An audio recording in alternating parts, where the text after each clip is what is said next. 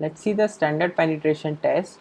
What we do in this test, we dig a borehole first and we use a split spoon sampler and our penetrometer assembly, and then we apply the impact loading using a hammer. Now, because of this impact loading, this assembly will try to penetrate the soil and the soil will show some resistance to this penetration. So how do we measure that resistance? That resistance is measured in the required number of blows for a particular depth.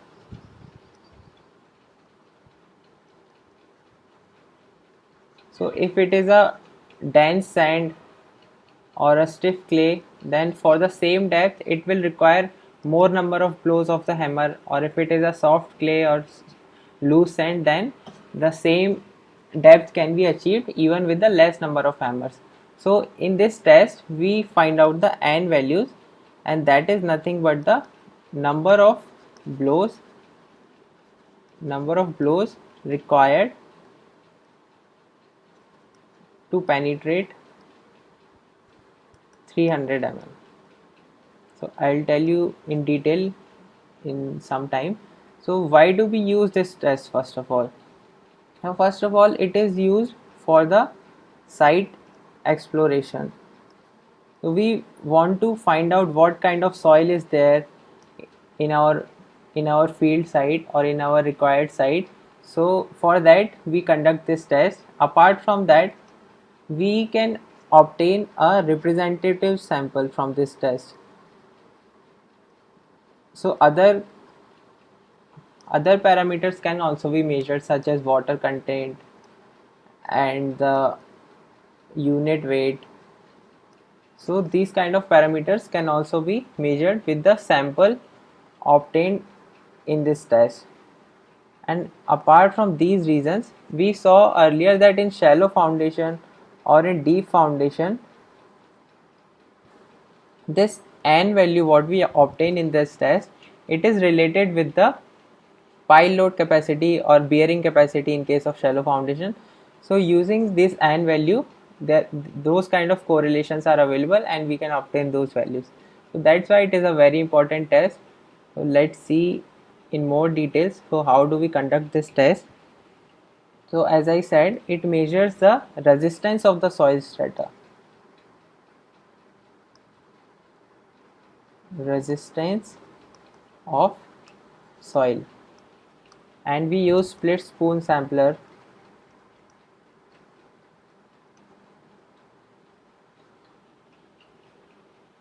And so first of all we dig a borehole and then we put our split spoon sampler in that, and then we apply the impact loading. And so this test we conduct for a depth of up to 450 mm. So we will keep on putting the impact by hammer up to we reach the or until we reach this depth, that is 450 mm, and we measure the number of blows measured for every 150 mm. So for every 150 mm the required number of blows we will measure, and the N value what we are trying to find out in this test, it is the number of blows required for last 300 mm penetration. So we neglect or we discard the initial 150 mm or the number of blows required for the initial 150 mm depth, and this 150 mm depth or the number of blows required for this depth, it is known as the seating drive, and we do not use the value of number of blows for this depth. The N value is given for the last 300 mm penetration or the number of blows required for the last 300 mm penetration. So as I said earlier, in this case we can obtain the representative sample.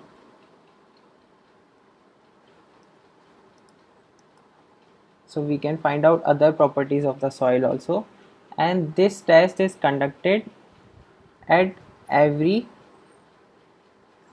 750 mm interval, 750 mm vertical interval,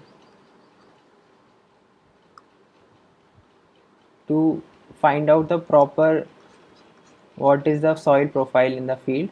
So let's say first we have conducted at this depth our test. Now the second test would be conducted at a depth difference of 750 mm from this above level.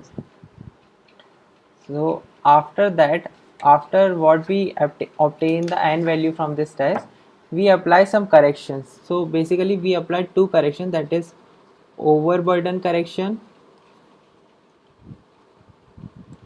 and dilatancy correction.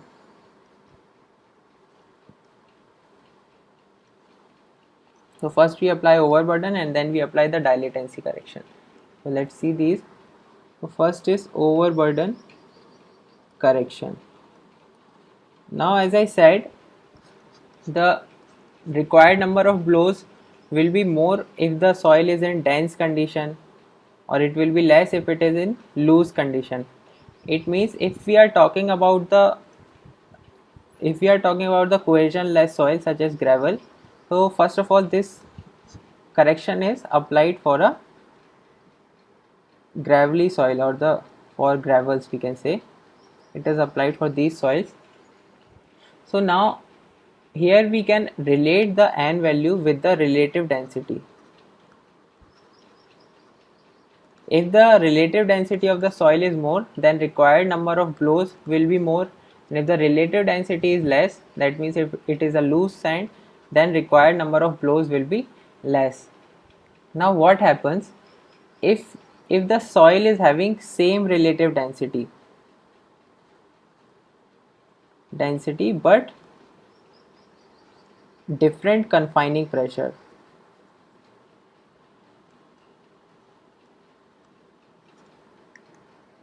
Then this n value becomes misleading, because if the confining pressure is different, so more is the confining pressure,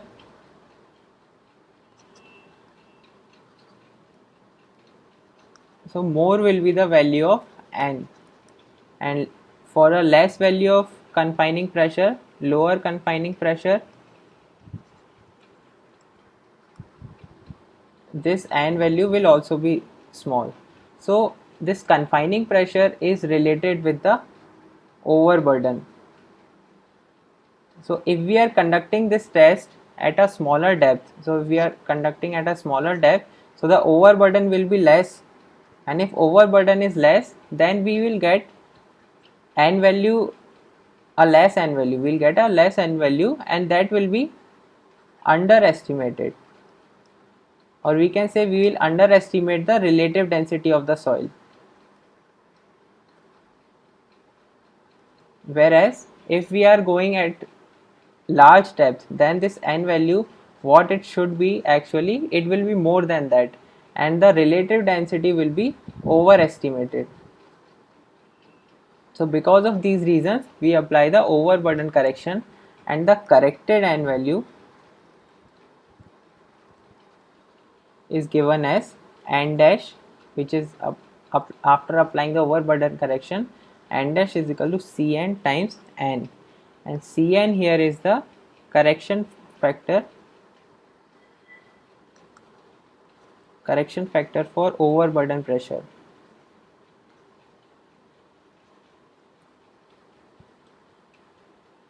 And the value of Cn can be obtained using this formula. Cn is equal to 0.77 log 2000 upon P. Here P is the effective overburden pressure,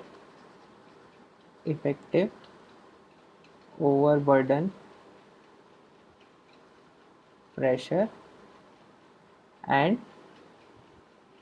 its unit is kilonewton per meter square. So using this formula we can find out the value of Cn, and then we can obtain the corrected value, or the correction in n value for the overburden pressure. Now the another correction that is there is the dilatancy correction.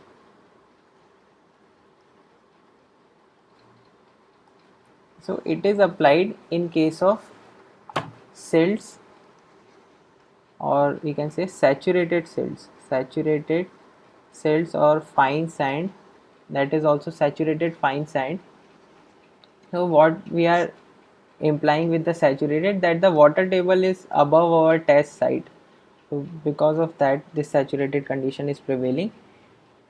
So if the n dash value, that is the value obtained after this overburden correction, if this value is greater than 15, then the correction is given as, or the corrected n value is given as n double dash, which is equal to 15 plus 0.5 into n dash minus 15,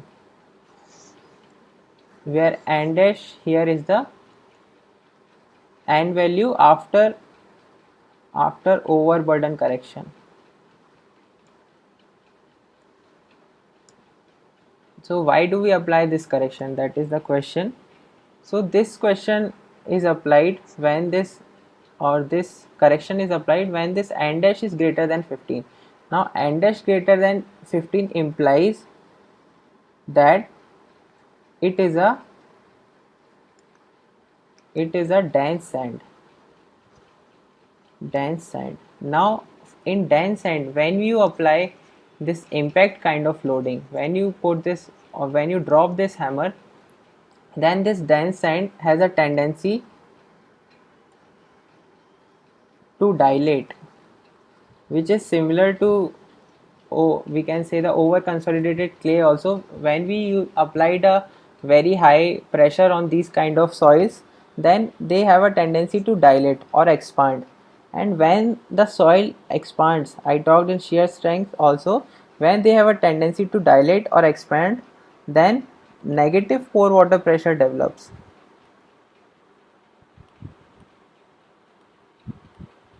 And we know that if negative pore water pressure develops, then effective stress increases.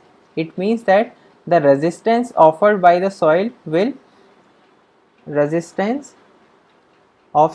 increase, which is not correct, because it is because of this negative pore water pressure, and this pore water pressure condition will not prevail forever, it will drain out. So it is a temporary condition.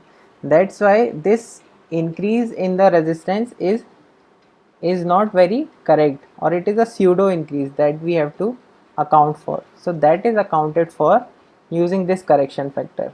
So from this equation we obtain the dilatancy correction, so the n value after dilatancy correction. So that is about the standard penetration test. After that, two more tests are that is static cone penetration test and dynamic cone penetration test. So as such they are not very important, so just let me tell you some points. So in this test, static cone penetration test, or it is also called as cone penetration test, in this test we do not obtain any sample as we did in the standard penetration test. Similarly, in dynamic cone penetration test also we do not obtain any sample. Apart from that, this test is conducted for soft clays and silt and fine sand. So what is the benefit of this test? So as the name suggests, it is static cone penetration test. So first of all, both these tests are carried out with this conical sampler. So for this, both the tests, this kind of sampler is used, and we do not need to dig a borehole as we did in case of standard penetration test. We can conduct it on the surface already. So apart from that, so what we do in this test, we what I was saying, that this is a static cone penetration test. So this relates to the actual loading condition on the soil. We do not apply dynamic loading on the soil, we always apply the static loading if we are talking about the pile foundation or anything else. In most of the cases the loading is static. So that's why the results from this test are correlated with pile load capacity.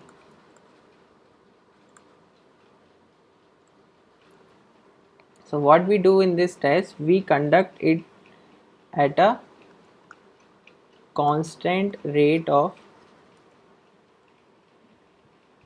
penetration, which is equal to 20 mm per second. So the rate of penetration is constant here, and we obtain the cone penetration resistance CPR for a 100 mm penetration. So the resistance offered for a 100 mm depth will be our cone penetration resistance. And in case of dynamic cone penetration test, it is somewhat similar to the standard penetration test, but here we are not using a borehole and we are using this conical sampler. And so in this case also hammer is used, which is having a weight of 65 kgs and a height of fall of 750 mm. And these height and weight, it is same in case of standard penetration test also. And we measure this number of blows required for each 100 mm, and the dynamic cone penetration resistance is reported for a, or the number of blows required for 300 mm penetration. Number of blows required for 300 mm depth. And in this case also sample is not obtained. So these are some of the points, some of the important points in these two tests. So that is it for the penetrometer test. So in common, these tests are group tests, penetrometer tests.